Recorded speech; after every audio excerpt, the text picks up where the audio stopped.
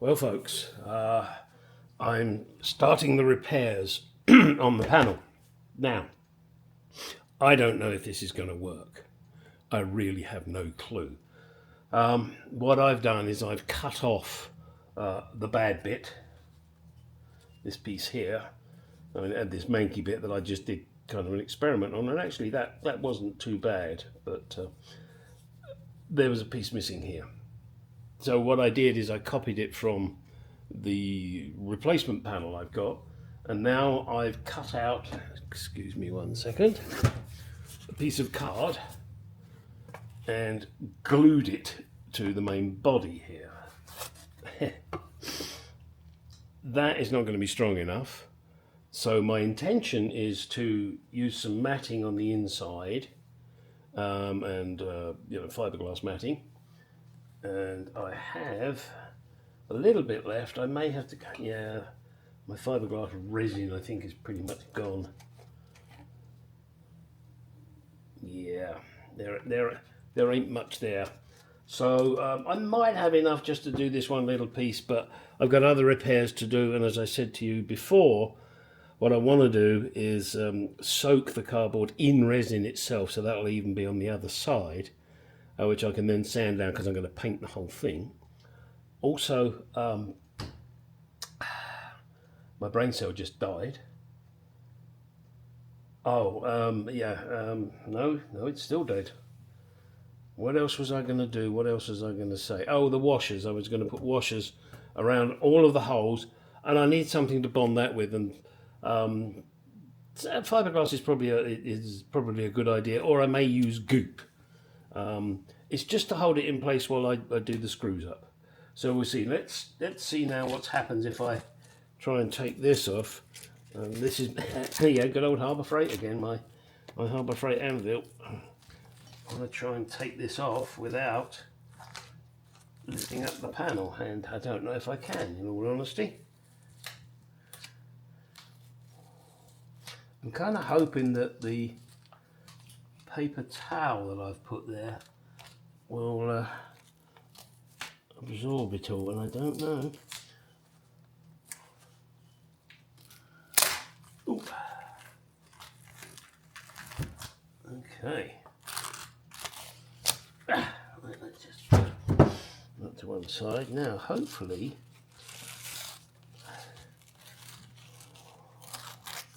it's okay. This is why I put the paper towel here. I want it. Didn't really want to stick my anvil to this panel. It would make it very hard to mount it. Okay, I'm stupid.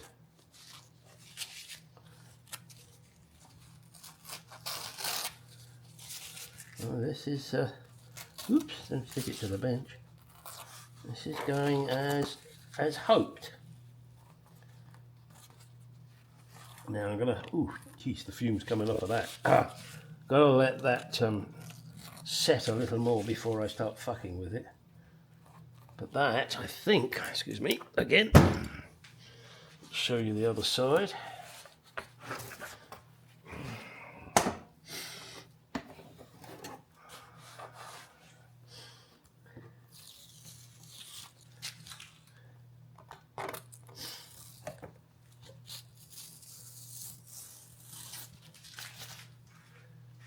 Don't know if I'll get all of this off. Majority of it off. So that is not bad. So I'm going to put the resin on the other side. I don't want to pry on that at the moment. I've got a little bit of trimming still to do there.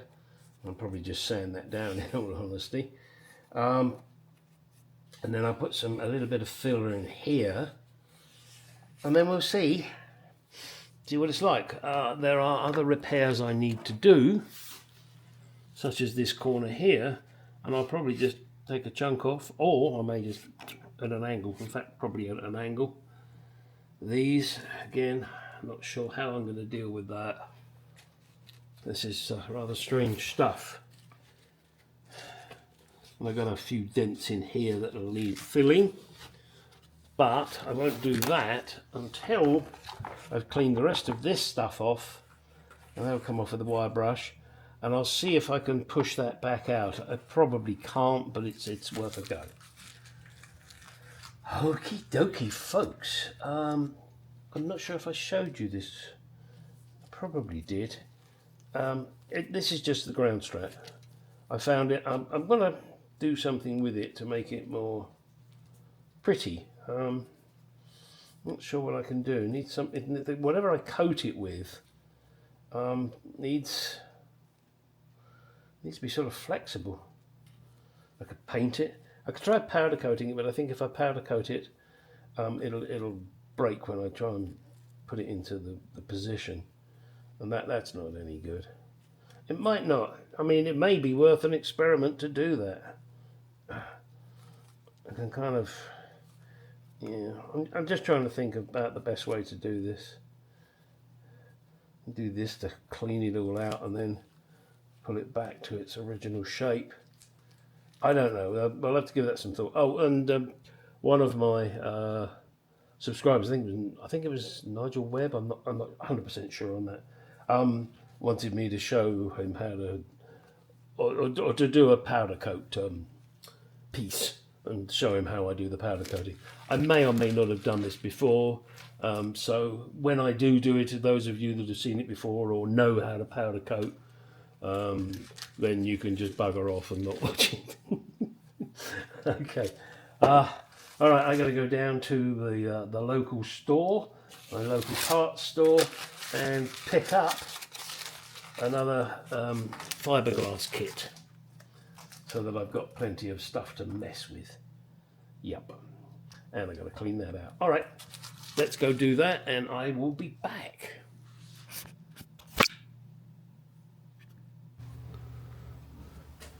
Okay, I have just coated this in resin with hardener, of course, and the same there, and I've put a piece of fiberglass matting here to try and hold the shape in so that the panel doesn't flex back when something's pushed against it.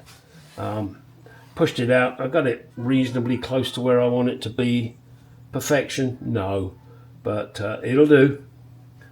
Anyway, just thought I'd mention that.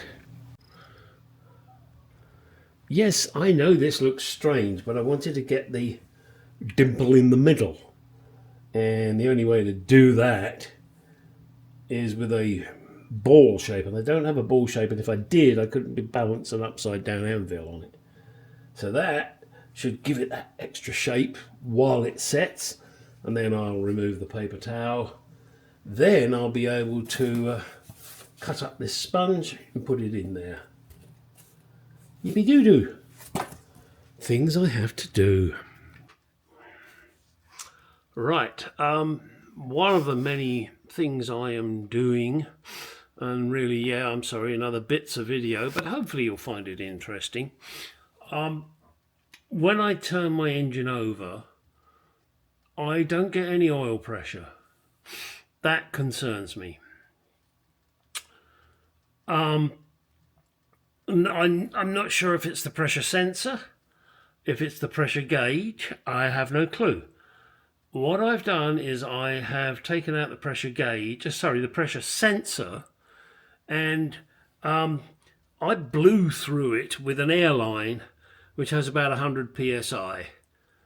But of course I turned it down because you don't want to blow the pressure sensor out of the range. I think the range is something like a maximum of 50, 60, something like that. I'm not sure. No Jaguar of this era gets up there. It normally sits around 40. However, I couldn't get a reading. One of the tests I've just done was to short out the wire that goes to the oil pressure sensor. When you short that wire out, this gauge, the oil pressure gauge, should peg up to 60. So let's see. Now, this is the second time I'm doing this, and I will tell you it will move. Now you can see at the moment it seems to think it's got 20 psi. When it moved, it was jit, jit, jit, jit, jit. So be aware of that, because, you know, these gauges are old and you know, they don't work smoothly, so maybe that's the problem. Let's see. Okay, there he goes. You see? Can't quite make it up to 60. My gauge may not be that good.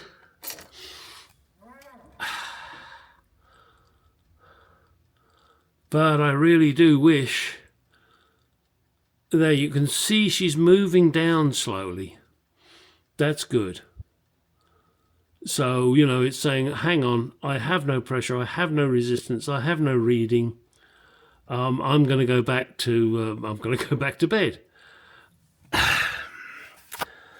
Therefore, my assumption at the moment, that's the assumption, is that my oil pressure sensor is fucked. Now, as I said, I took it out and I put a connection on. Oh, sorry. I'm still getting used to this camera. I really am so sorry, guys. I promise I will get there. The connection, so I went from there to the body, or to this thread, and I blew into it, hoping that I would get a beep reading. I got fuck all. I'm still not 100% sure that this is the problem. However, these little fuckers are bloody expensive. But, so I'm just trying to see if there was a number on it to see when it was made. Oh, 60 psi maximum. It's either 60 or 50. Better be 60, because that's where the gauge goes up to. Who knows? Anyway, there's a part number, but there isn't a date stamp. And who knows? This baby may not fucking work. But let me show you what the cost of one of these puppies is. Okay, so in the UK, it'll cost you $61.20 plus vile added tax. Privilege card cost £56.61. I don't know what that equates to in real money. But then I decided, all right, well, let's pick the part number, C15474, and bounce around and see what happens. Now, C15474, sorry, up there. Oh, you got all sorts of ones come up, you know, Parts Geek, $30, yeah, $30. Another one here, 33. Jaguar oil pressure sensor, 21. So lots of choices. However, I don't know if the thread is the same. I don't know if they would work. So what do? Well, there's a couple of places. Oops, that's not it. Okay, S&G Barrett have it for $125.92. I'm not sure if that includes my Jaguar Enthusiast discount or not. Let me have one more look here. I think Moss Motors have it. Let me check. That's showing the other stuff. Martin Roby. Someone else wants $96 for it. Pounds. Fuck off. Who's that jerk? Jaguar and Rover Classic. Ha! You are fucking kidding, you moron. I believe Moss has it for about 100 and... I think it's 114. Here we go, man. Oil pressure transducer. There we go. They call it a transducer. $119. Cheaper than S&G Barrett. However, I believe S&G Barrett do price match. It's only got one terminal on it, but that's no fucking big deal. Yeah, okay, mine has two terminals on it, but why? But first, I need to prove. And my question to you guys out there that are watching this am I correct, and I believe I am, or as the orthopedic said, I stand corrected. Think about it, and it's a joke. If I put one connection onto there, one connection onto the wire terminal, and I blow an air line in it, I should get a reading. By reading I'm just setting it on my buzzer, so it goes beep, beep, or beep. Depends on who you feel. I believe that should then tell me, yeah, Gary, sorry, buddy, your gauge is absolutely useless. Throw it in the trash and spend $120. Plus shipping, plus tax. Got to keep Joe Biden going, haven't we? Creep. Sorry. Oh, it's that time of year over here, in case you hadn't realised. We're trying to kill Joe. We're trying to remove Joe Biden from this from office. Well, unfortunately, he'll still be in office until next year. What do you know? I think that's the test, and I think my sender has failed that test. All right. Very short video this. Lots of silly stuff.